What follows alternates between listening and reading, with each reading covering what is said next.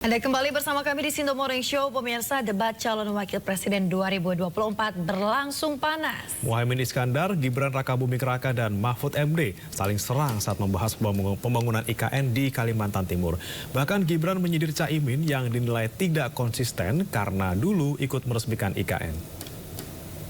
Tadi saya tergelitik, anggaran untuk IKN itu hanya 20% dari APBN dan sisanya dari investor.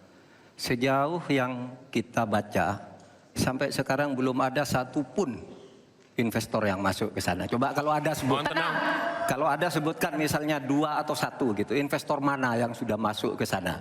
Yang saya dengar justru ada ratusan ribu hektar tanah sudah dikuasai oleh pengusaha-pengusaha tertentu. Jadi saya setuju bahwa yang paling penting bukan soal infrastruktur dulu atau SDM dulu. Yang paling penting dari ini adalah kemampuan membaca skala prioritas.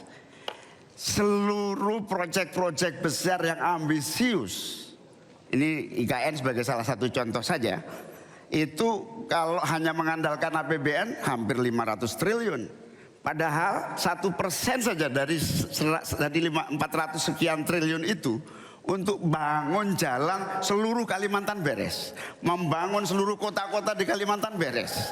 Dan yang paling penting infrastruktur yang untuk SDM 3% aja dari seluruh anggaran IKN itu bisa membangun sekolah dengan baik di seluruh Kalimantan. Itu contoh kemampuan mengambil skala prioritas. Saya ingat sekali Gus Muhaimin dulu sempat ikut meresmikan dan potong tumpeng di IKN.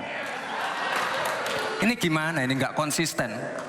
Dulu dukung, sekarang nggak dukung karena menjadi wakilnya Pak Anies yang mengusung tema perubahan. Sekali lagi Gus, mohon maaf, IKN ini bukan hanya membangun bangunan pemerintah, tapi juga sebagai simbol pemerataan pembangunan di Indonesia, sebagai simbol transformasi pembangunan di Indonesia.